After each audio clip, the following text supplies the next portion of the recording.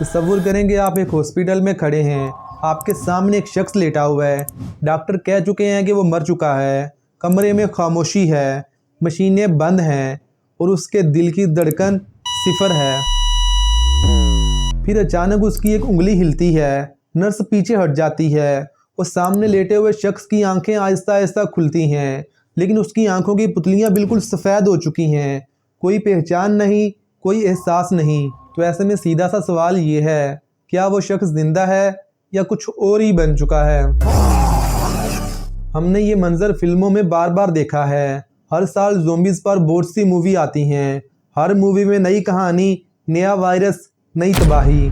तो असल सवाल ये है, क्या दुनिया में वाकई ज़ोंबीज़ होते हैं या नहीं? और अगर ज़ोंबी नहीं होते तो फिर इन्फेक्शन, दिमागी कंट्रोल, जारिहाना रवैया जैसी चीज़ें हकीकत में क्यों मौजूद होती हैं?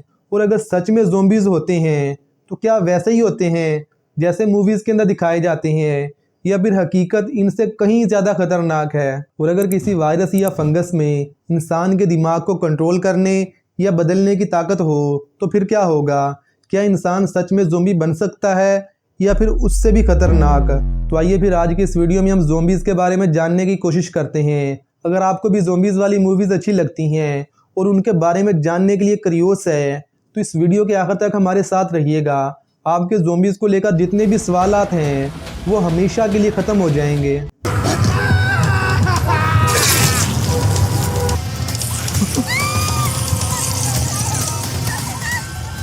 साल 1928 की बात है, जब अमेरिका के एक मशहूर राइटर विलियम सी ब्रूक एक बहरी जहाज़ पर कैरिबियन सी के एक आइलैंड पर मौजूद एक छोटे से मुल्क हेती में जाते हैं। अभी हेती के ज़्यादातर लोग वोविडो मज़हब के अकायद को फॉलो करते थे और यहाँ पर स्याह फाम लोगों की अक्सरियत थी जिन्होंने साल 1804 में फ्रांस की गुलामी से निकलकर पूरी दुनिया की पहली स्याह फाम जमहूरियत कायम की थी। अभी इससे पहले गुलामी के अंदर एक लंबा अरसा गुजारने की वजह से इन लोगों के अंदर अपनी गुलामी वाली ज़िंदगी को लेकर बहुत ज़्यादा डर बैठ गया था कि ये लोग तो मरने के बाद भी अपनी गुलामी से आज़ादी नहीं पा सकते, क्योंकि इन लोगों का मानना था कि कुछ ऐसे भी ताकतवर जादूगर हैं जिन्हें उस दौर में बोकोर कहा जाता था। वो किसी भी इंसान को मरने के बाद दोबारा भी जिंदा कर सकते हैं और अपनी मर्जी के मुताबिक उसको इस्तेमाल कर सकते हैं। और जब 1928 में विलियम सी ब्रूक हेती पहुंचा तो इसको भी ये सारी की सारी कहानियां सुनने को मिली। अभी विलियम को ये सब कुछ बहुत ही इंटरेस्टिंग लगा, इसीलिए इसने इस पर एक पूरी किताब लिख दी जो कि 1929 में पहली बार अमेरिका और यूरोप के अंदर पब्लिश हुई, जिसका नाम था द मैजिक आइलैंड। और इस किताब में पहली बार विलियम ने जादूगरों की कहानियों में मौजूद पुरअसरार मखलूक के लिए ज़ोंबी का लफ्ज़ इस्तेमाल किया और देखते ही देखते ये किताब पूरे यूरोप के अंदर फैल गई। और फिर इससे अगले साल 1930 में ज़ोंबीज़ पर पहली बार मूवी बनती है जिसका नाम था वाइट ज़ोंबी। अभी यहाँ पर समझने वाली बात यह है, इस मूवी में ज़ोंबी जादू के ज़रिए काबू किए गए लोग थे जो अपनी मर्ज़ी से कुछ नहीं कर सकते थे, ना कि इंसानों को काटने या खाने वाली जिंदा या मुर्दा लाशें। और ये मूवी भी यूरोप और अमेरिका के अंदर बहुत बड़ी हिट होती है और फिर देखते ही देखते ज़ोंबीज़ की कहानियों को हॉरर सिनेमा का हिस्सा बना दिया गया। लेकिन अभी तक ज़ोंबी ऐसे लोग दिखाए जा रहे थे जो किसी जादूगर के कंट्रोल में हैं। इनकी मूवीज़ के अंदर कोई खून खराबा नहीं था जैसा कि आज की मूवीज़ के अंदर दिखाया जाता है। और फिर ज़ोंबीज़ को लेकर पूरी दुनिया का पर्सपेक्टिव तब तब्दील हुआ जब 1968 में एक मूवी रिलीज़ हुई जिसका नाम था night of the living dead. और पहली बार इसी मूवी के अंदर दिखाया गया कि कैसे एक वायरस फैलती है जिसकी वजह से कब्रिस्तान के तमाम मुर्दे अपनी कब्रों से बाहर निकल आते हैं और इंसानों पर हमला करना शुरू कर देते हैं। वो जिस इंसान पर भी हमला करते हैं उसको काटते हैं, उसको इन्फेक्टेड करते हैं, तो वो भी उन जैसा मतलब कि ज़ोंबी बन जाता है।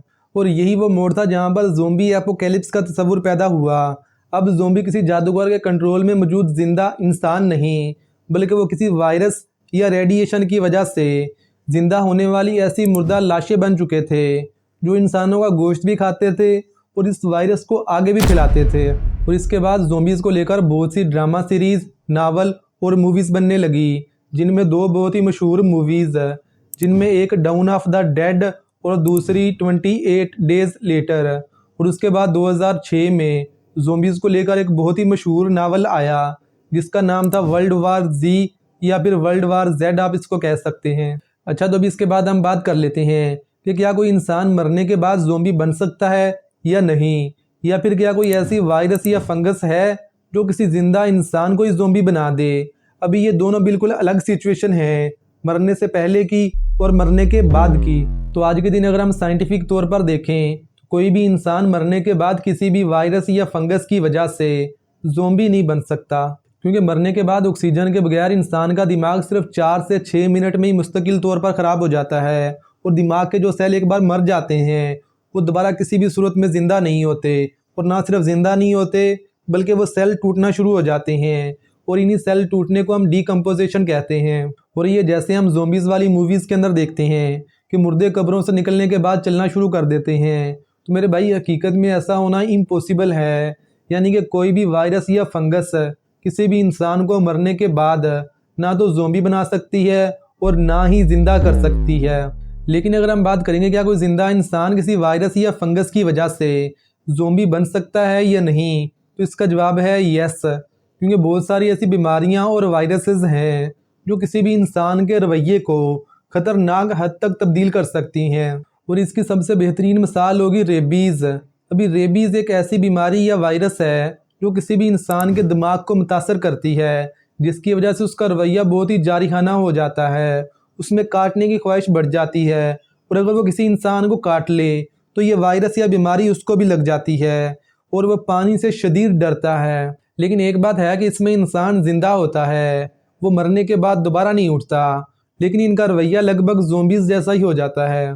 और रेबीज़ की ये बीमारी ज़्यादातर पागल कुत्ते के काटने की वजह से होती है, और अगर रेबीज़ का मुतासरा शख्स या जानवर आगे किसी और को काट ले तो वो भी इससे मुतासर हो सकता है। और इसमें एक ख़तरनाक बात यह है कि इस बीमारी का इलाज इसकी अलामात ज़ाहिर होने से पहले करवाना ज़रूरी है। अगर एक बार किसी भी इंसान में या जानवर में रेबीज़ की अलामात ज़ाहिर हो जाती हैं तो उसके बाद कोई भी इलाज इसके लिए कारआमद नहीं होता, उस इंसान या जानवर का मरना तय है। और हैरानगी की बात यह है कि एक ऐसा फंगस भी है जो आम सी चींटियों को ज़ोंबी चींटियां बना सकता है, और इस फंगस का नाम है ओफियोकार्डिस्पेस यूनिलैटरालिस।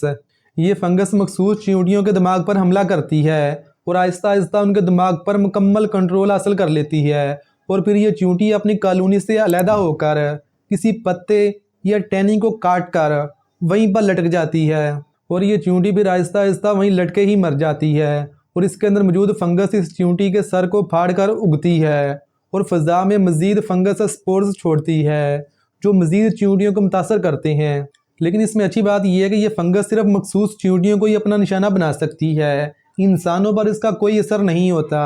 तो भी अगर आपको ज़ोंबीज़ वाली मूवीज़ अच्छी लगती हैं तो आप देखें, 100 बार देखें, लेकिन एक बात आपने हमेशा याद रखनी है कि ज़िंदा इंसान को तो रेबीज़ जैसी बीमारी और वायरस थोड़ा ख़तरनाक बना सकती है, लेकिन मरने के बाद कोई भी वायरस किसी भी इंसान को ज़िंदा नहीं कर सकती और ना ही ज़ोंबी बना सकती है।